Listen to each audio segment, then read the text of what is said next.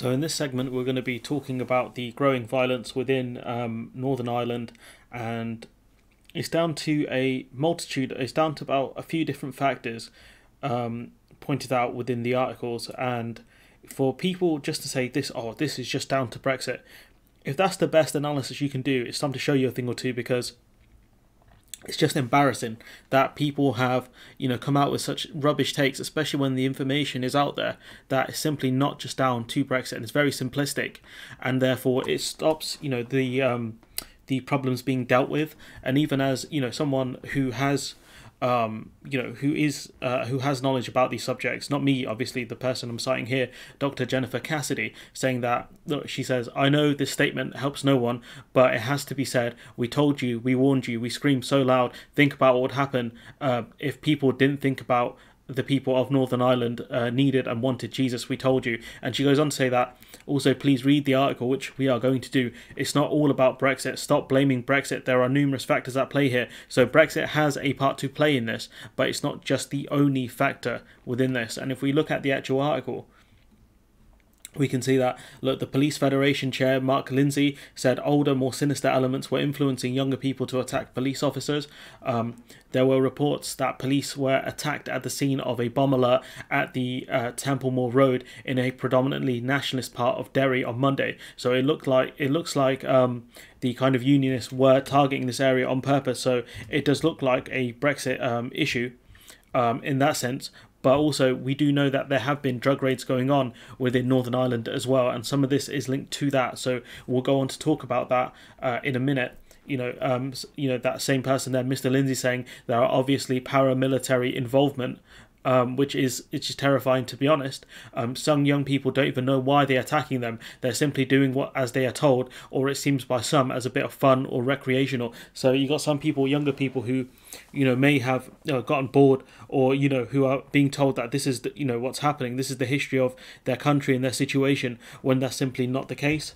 So we have here Chief Superintendent Beck saying, I believe there is a small group of disaffected criminal elements involved in influencing young people. He said, he added that police had been successful in respect of criminal gangs in the area, and the trouble was perhaps a reaction to those involved in criminality. So it could be the case that drug criminals are getting involved and trying to push people to be violent towards the police because of the police officers' success at dealing with the drug gangs. So like I said, there are multiple factors here at play, and just to say that it is down to Brexit is simplistic. Between 20 and 30 people in mass set bins on fire. 4 petrol bombs were thrown at police, leaving 1 officer with a leg injury. So a very dangerous situation for police officers, definitely. And this is the third factor, I would argue, about why we have seen growing violence within Northern Ireland. So last week, it emerged that prosecutors would not charge anyone in relation to their attendance at the funeral of Republican Bobby Storey. So this is a person who wants, Irish unification and separation from Great Britain. Said the funeral attracted 2,000 mourners when COVID restrictions were in place. The actions of 24 Sinn Féin politicians who attended were examined, including Deputy First Minister Michael O'Neill. So what you can see from this is there was a funeral of a top Irish Republican. 2,000 people attended the funeral, which you're not allowed to do. I think you're only allowed 6 people, and they have to be socially distanced. So what you can see is 2,000 people turned up, and the police didn't do anything. Also, it does mention here in the article somewhere that police will not prosecute these people, and it has led to Arlene Foster saying that the police chief constable Simon Bryan should resign over this because he failed to prosecute people. So you can imagine in a situation where you've lost people and you couldn't attend their funeral, or you had a very limited funeral and it was difficult for you to say goodbye. In this case, that this dude here, Bobby Storey, had 2,000 people turn up to his funeral and nothing happened. I'm sure that would annoy a lot of people. That would upset a lot of people as well. So that's kind of the third factor. So Brexit being one. Not in any particular order, but Brexit definitely being a factor, the drug raids definitely being a factor, and also the this funeral here. And I've seen some takes where people fail to point out all three, which I find very disingenuous and very stupid. So he's, this police chief here, Sorry, no, it's not him. It's Christopher Stelford saying cooler heads must prevail. And he said that if people are angry or frustrated over issues surrounding the funeral or the Northern Ireland Protocol, an element of the Brexit deal which has caused disruption, this is, let's not forget here, it was Boris Johnson that, that put in this Northern Ireland Protocol because he wanted Brexit. The Northern Ireland Protocol is a part of Brexit. Him saying that people should get politically active and not riot. The thing is, the police force failed to do their job, and these people who broke COVID rules should have been prosecuted. They should have been fined. That's all you had to do was just fine them. But you didn't do that. So, you've brought this, the police force, in a sense, have brought some of this on themselves by failing to prosecute these people. But at the same time, I think that they've taken the calculation that, if we do prosecute these people, it's going to cause more tensions and things like that. That's the reason why they didn't do it. But, that's multiverse theory. If you made this decision, this other thing could happen. When in reality, you don't know that for sure. But what we do know is you didn't prosecute people, and people are very upset at the fact that you failed to intervene and, prosecute people who blatantly broke COVID rules. 2,000 people turned up. Like, come on, guys. So here you got Sinn Féin's MLA and policing board member Jerry Kelly accusing the unionist leadership, in particular the DUP, of using rhetoric that has caused the violence. He says there is a responsibility in the unionist leadership, political leadership, to show leadership. He uses the word leadership a bit too much here. And not be winding the situation up. He said, first of all, the hard Brexit that they created, and then they're trying to blame everything on the decision that was made recently. So he's saying that this is down to Brexit when like I said, he's being disingenuous here. This calling for everybody in high office who they disagree with to resign and demanding their resignation also winds the situation up as well. The thing is, this funeral happened. These people should not have gone there. So, Sinn Féin did play a part in this, because I believe Sinn Féin were at the funeral. It doesn't mention here. So, you clearly have not done a good job either. So, it's just pretty embarrassing all round, to be honest.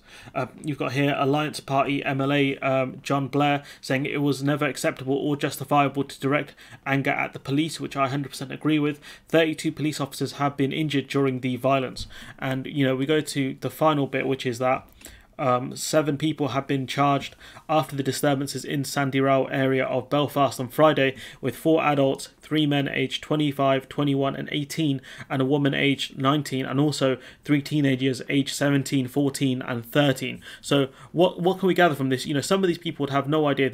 Some of these people would not have lived through the troubles. These people here, I'm 24 now.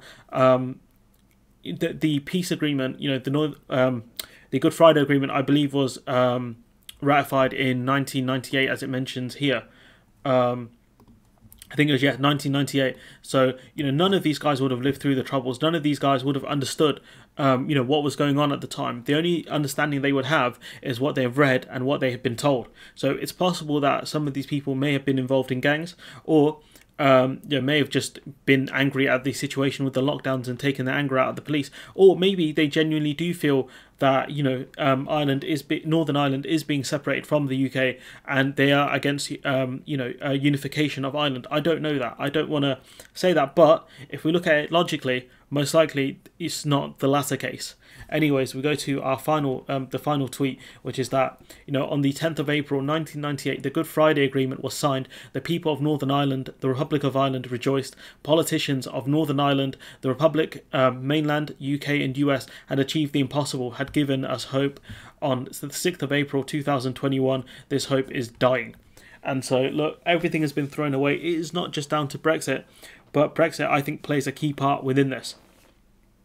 But, people need to understand the violence is not working. But, people within Northern Ireland, there is not a lot they can do, because, they have a set amount of seats within Westminster government. Also, the fact that the Conservatives have an 80-seat majority, which, depending on the Hartlepool by-election goes, it could be 81. So they're in a difficult situation as well. But, resorting to violence is not the way. And, I don't want to see, the return of the Troubles. No one wants to see that. It is in no one's interest to see that, really, because people died. This peace agreement was built on blood. People died for this agreement. in the hopes that, you know, Ireland would be peaceful once again. I know there are people who wanted full Irish unification. You know, they didn't get what they wanted, but, you know, if the Good Friday Agreement didn't happen, most likely there would still be violence happening today. So, you know, it's a shameful situation all round, and the people of Northern Ireland have been sold out by the British government. You know, there's no two ways about it. But resorting to violence isn't the way, and I hope people, you know, begin to understand that. So, like I've said in conclusion, the violence in Northern Ireland, you know, again, I'm no expert in this. If I am wrong, you know, I accept that I'm wrong. I will accept that I'm wrong. That is down in part down to the Northern Ireland Protocol, which is a large part of Brexit. The drug raids recently, that, you know, criminals have been, you know, stopped by police. The drug raids that the police have been doing has grown more and more successful. And the fact that there was a funeral where 2,000 people attended, and I think it upset a lot of people who couldn't attend the funerals of their relatives. So yeah, you know, those are the three things. You know, I looked at the Sky article. They didn't mention a lot of the things that I've mentioned, which shows you the failure of mainstream media. But at least the BBC have talked about it to an extent. But I would make sure that, you know, to talk about Brexit being a key part of this is important. But it's not just the only factor in this. It's not just the only thing in this. It is down to, I believe, those three things. If I'm wrong, I'll accept that, and comment below and tell me I'm wrong, and, you know, bring facts, tell me exactly why I'm wrong, and I'll accept that. But, you know, if you're one of those people saying, you know, it's just down to Brexit, or it's just down to this funeral, or it's just down to drug raids, you're being either stupid or you're being disingenuous. Because we know that it's not down to just one thing. It's down to those, most likely those three things, and possibly other things. Anyways, let me know what you think in the comments below. Like, comment, share, subscribe, and hopefully I will see you in the next one.